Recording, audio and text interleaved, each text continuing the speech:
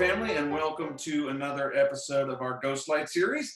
This is our first interview episode. I'm joined today by playwright and international man of mystery, Aaron Loeb. He's coming to us. Hi, Aaron. Hello, how are you? Good, thank you. Thanks for joining us. So for starters, just tell us a little bit, what are you doing? Where are you riding out the storm now? I'm with my family in Santa Monica. We actually we're a Bay Area family for a couple decades, but we moved down to LA a few years ago for the other side of my career, which is making video games. I ended up working at Fox and then Disney, and now it's a new company. So we're here in Santa Monica, waiting for the day when we are released from our homes, which may be many, many weeks away at this point. Well, I'm glad you're bearing it so far. At least you have some sunshine and ocean breezes out there. It's true. That part has been nice. So it's been quite rainy here, but the past few days we've been able to walk down to the ocean, which is great. Excellent. Most of you will remember Aaron, and some of you may have met him at opening night. He was the playwright. He is the playwright of the play Ideation that we did at BETC a few seasons ago, and we did it as a site-specific presentation at the Chamber of Commerce in Boulder, and also at a little tech startup down near Pearl Street. So it was when the Dairy Art Center was in renovation, and we took the play out into the community, and people really loved that.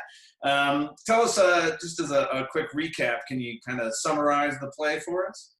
Sure. The play is about a group of management consultants, most of whom have just been on a job in Greece, who come back to the office, and they've been assigned a secret project. And it becomes clear to us pretty quickly that secret project is building concentration camps.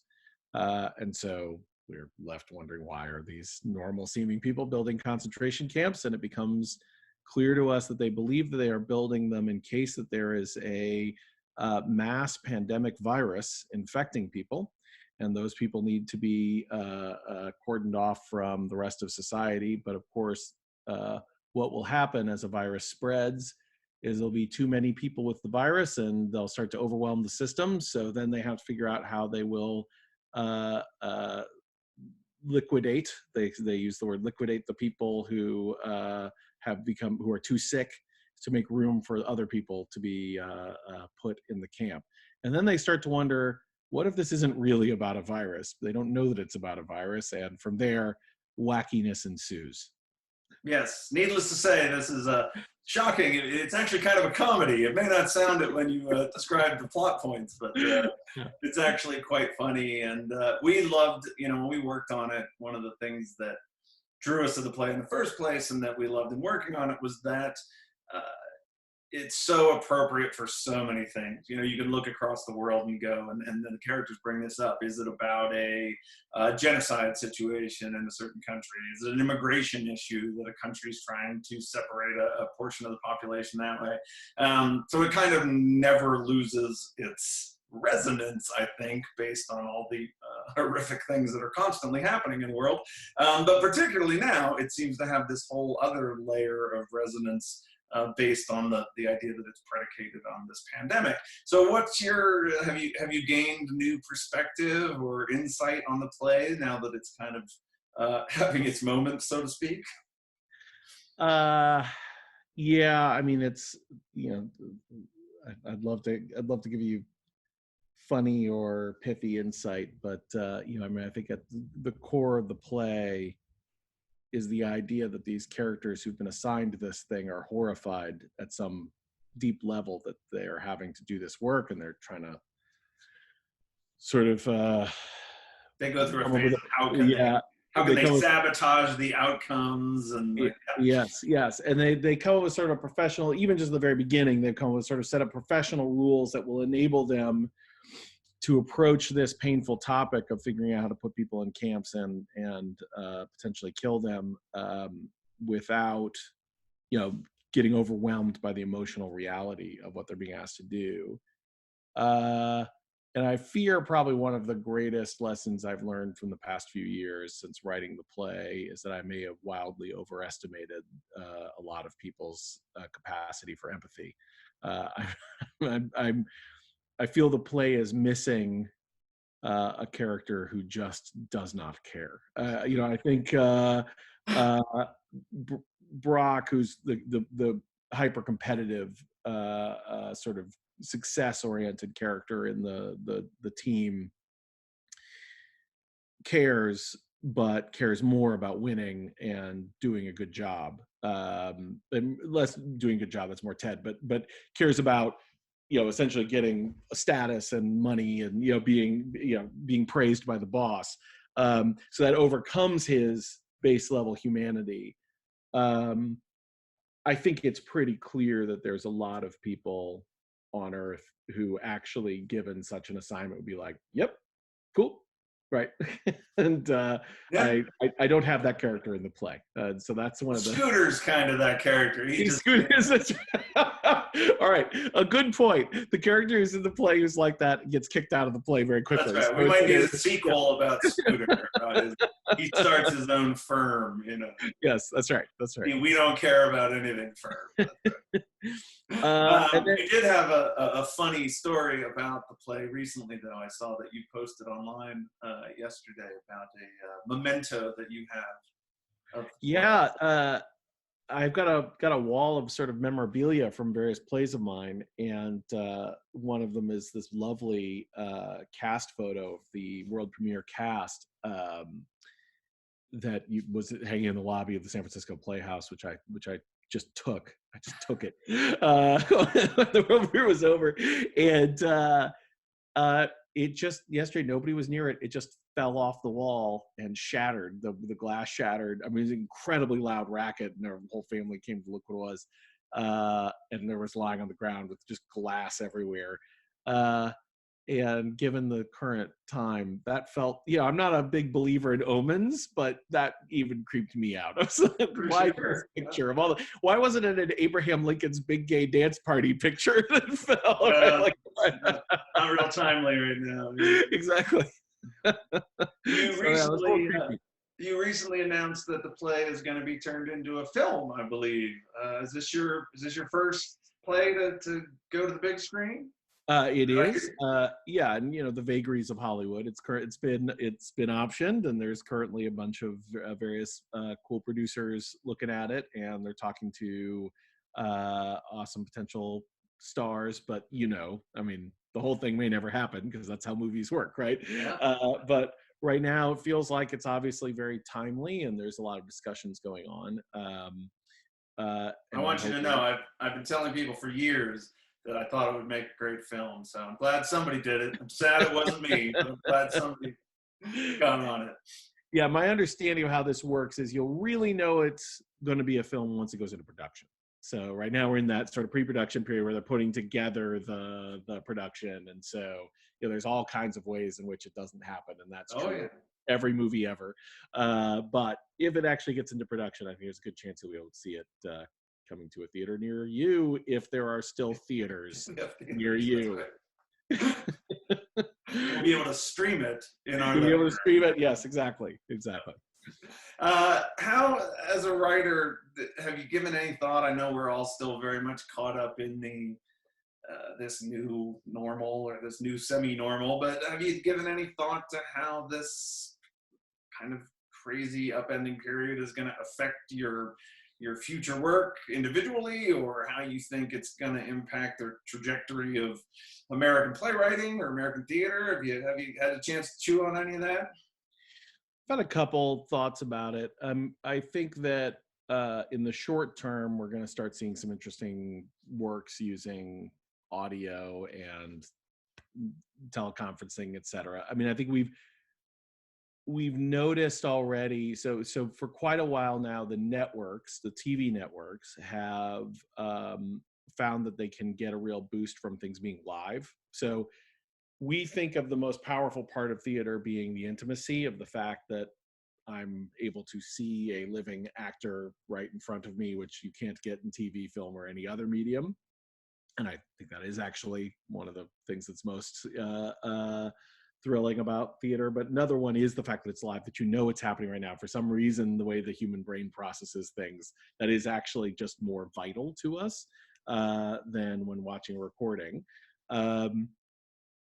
and I think that theater people's skill at thinking of how to do things live as opposed to with lots of editing is going to sort of reach out into lots of other media. But the thing that I'm sort of most worried about creatively, if we go through a long period of trying to come up with plays that work on Zoom or plays that work on as podcasts, et cetera, is the loss of theatricality.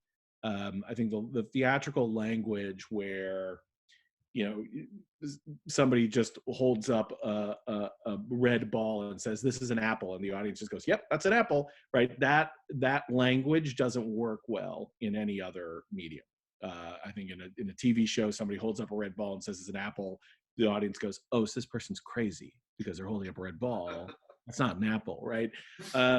And so how we're going to keep theatricality alive is one of the big artistic questions I've been sort of pondering. I think the other thing as a writer that I'm aware of, which we aren't there yet, but is going to be a big thing, is I don't remember who said it, but after 9/11, somebody made the observation that 9/11 destroyed the present for writers, meaning that it became impossible if you were writing a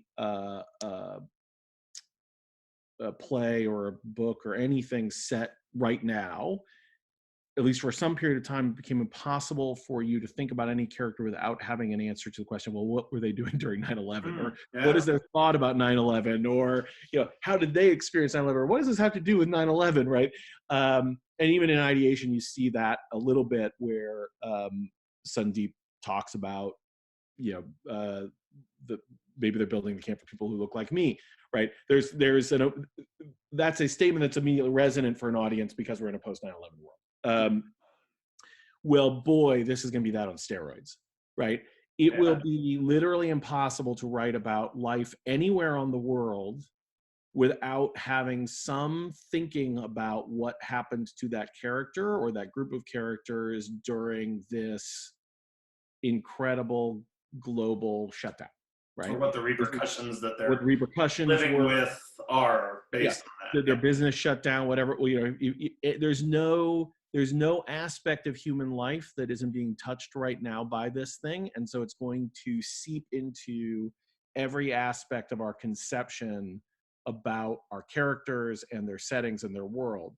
And so what will possibly happen is you'll see a lot of things set in 2019, or you'll see, right, 2019 or before, right? But there's going to be a lot of stuff. It's like there's going to be the before Corona and after Corona. That is assuming that this does not now become an annual event, in which case you could imagine those impacts being even greater, right? It's just sort of like you're writing about the world before we had annual shutdowns because we had to go escape the virus, and the world, you know, after that. Wait, I think I'm using the wrong hand gestures, but you know what I'm saying. Yeah. That's great. That's really insightful. Yeah, I had not thought about that, but you see that in playwriting. Even on small scale, you see those little cycles of like, oh, this little thing is particularly resonant right now, and there's all this kind of work surrounding that. And the bigger the issue, the more the work has to take that into account. And it certainly qualifies as all-encompassing, I think.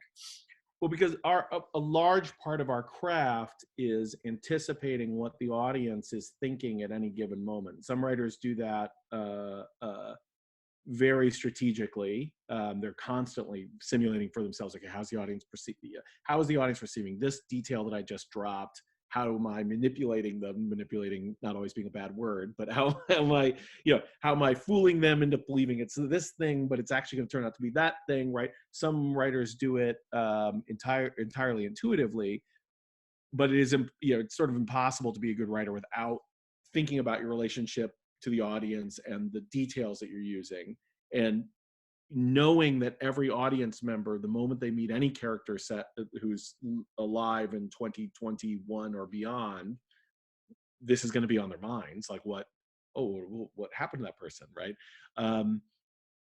It's just it will absolutely paint everything.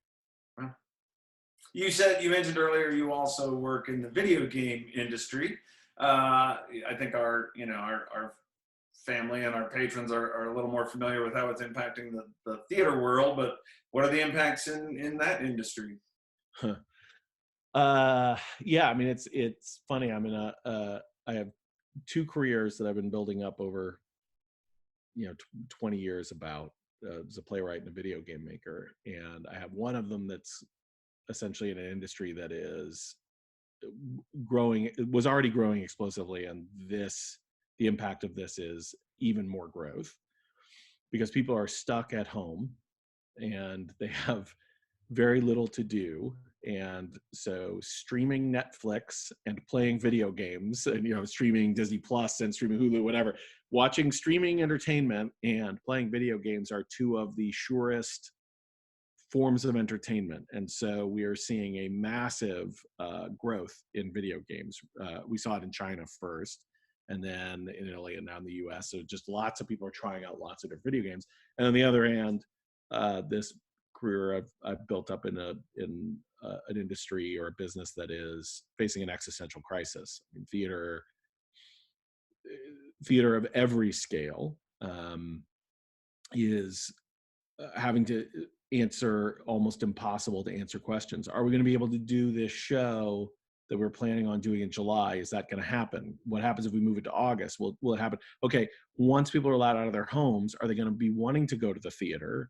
How can we make them feel comfortable being in the theater when they're all still worried about the virus? What happens if the virus resurges and we've invested a bunch of money in our big musical, et cetera, et cetera? Like, these are massive existential crisis kind of questions, and the theater is going to have to adapt and change in ways that people have only just started to think about. So I would say it's sort of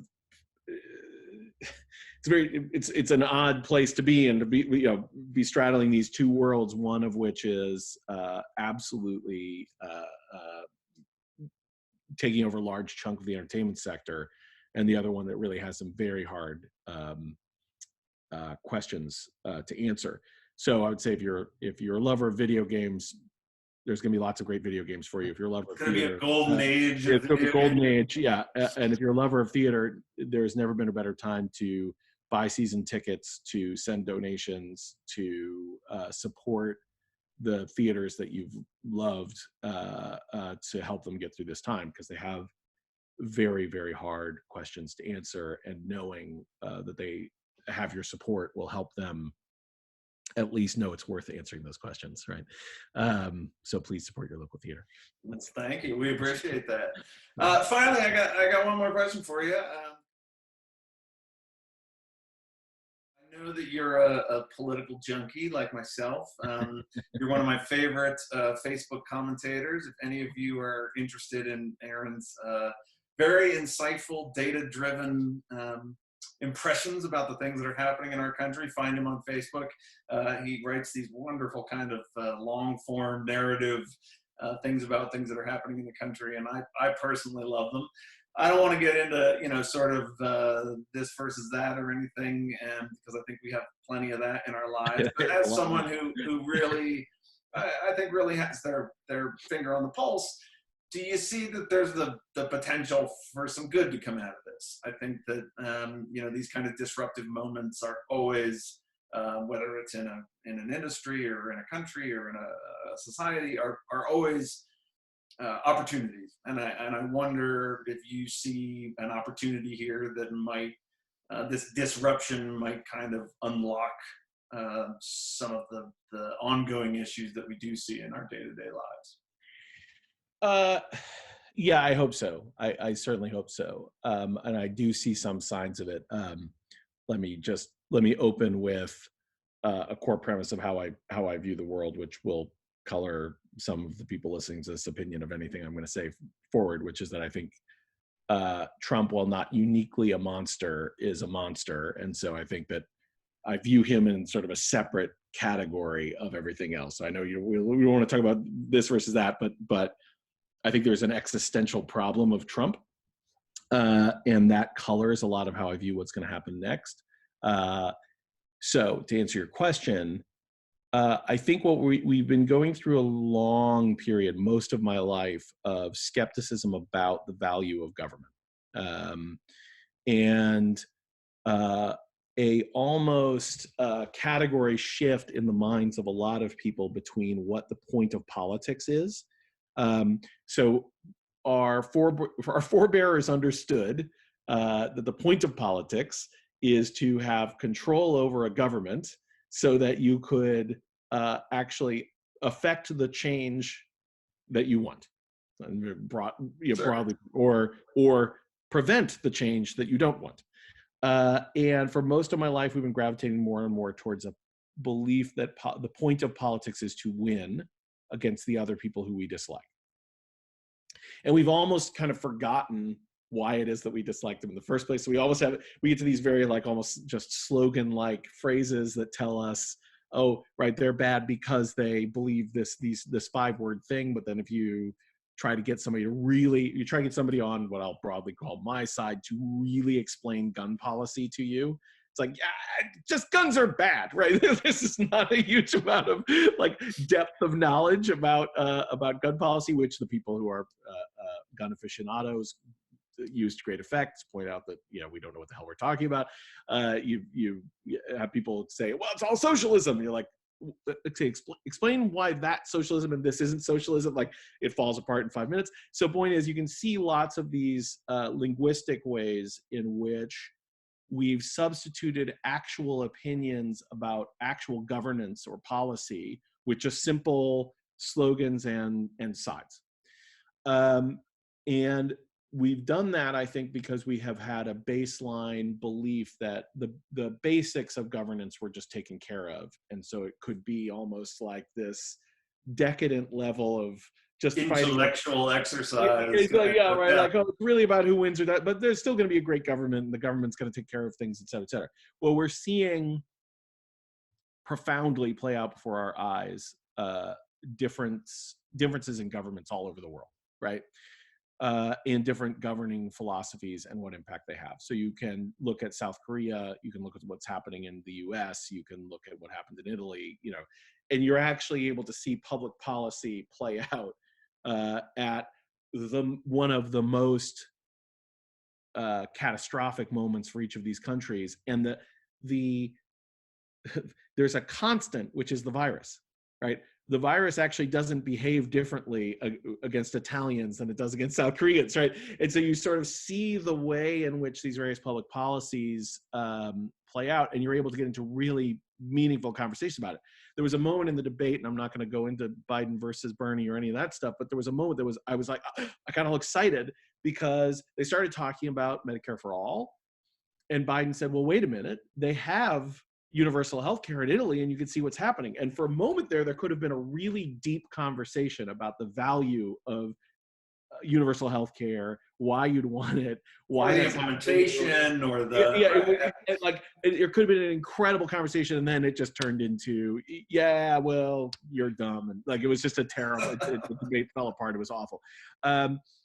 My point with all that being is, I think we have a moment here where people might be reminded of why we need to have a government, and they might also be reminded of the commonality they have with the other side. Now, here's why I started with Trump's uniquely a monster. I think there is a problem which stands in the way of all of that, which is trying to figure out how to best put it. What something I'll broadly call gaslighting, which is you want to find commonality, right? But when you are talking to people who are like, no, Trump's fine, right? You're like, okay, I literally can't figure out how to have a common conversation with you, because if you look at that, you look at somebody who's standing up and just lying about what drugs you should take, and then people are taking those drugs and then dying, or like just doing crazy stuff, and you want to tell me that he's fine.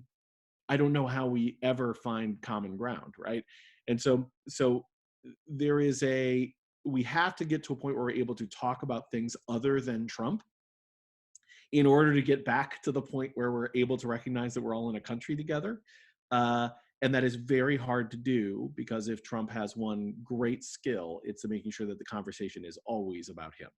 And so another piece of hope I have, because I don't want to leave on that negative note, another piece of hope I have is that we're seeing the people on my side who have often been big fans of strong federal government are starting to see the profound power of federalism, and having strong state governments that are able to make up their own decisions and do what they want. So we're starting also to see a lot of leaders rising in the absence of leadership from Trump, and actually looking after their states, looking after their people, and doing the right thing, and trying to blunt the curve, et cetera, as that's reminding us of, oh, well, state governments are actually good, but it's also enabling a route to have conversations about public policy that don't go through Trump, right?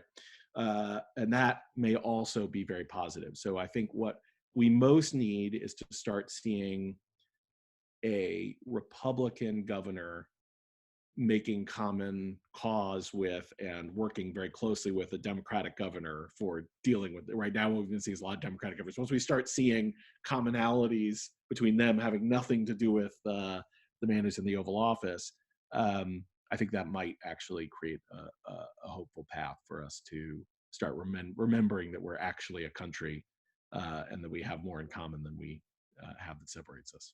And just to piggyback on that our commonalities don't stop at state borders. Yes, Something like this isn't about the policy difference between what happens on that side of town and what happens on this side of town. It's gonna affect us all, and if we don't work collaboratively, like we do in the theater, to solve that problem, it's going to come from the other side of town over to our side. That's right. That's right. Yeah. Just as the virus doesn't uniquely impact people in Italy differently than it impacts people in South Korea, it's not going to behave differently in Alabama than it does in New York, right? Yeah. And so figuring out how these states all start working closely together to stem the tide of the infection is going to be very important. The New York Times had an excellent piece yesterday with infographics that sort of show where all the various states are that have it now and how quickly it's spreading there. And the South is definitely the next wave, in a way that's quite scary, particularly Louisiana, but also Georgia's in a pretty bad state. I mean, it's about to be, essentially. It's got fast growth, et cetera. So we'll need to see a lot of collaboration across the states that have been figuring out what to do with it, and the states that are just now going to have to be starting to figure out what to do. Well, thank you so much for chatting with me today. I appreciate it. Certainly broke up the monotony of home confinement. And I hope you and your family stay safe and well. And we look forward to seeing what artistry you develop out of this tumultuous time, and hopefully we'll see you back in Boulder soon. I hope to return. I had a wonderful time seeing the play there and met so many great people working at BETC. It was really one of my best memories of the life of this play. So you were such gracious hosts. And so I hope to have you again. I hope to be back. Thank you so much. Stay safe. Thanks, Aaron.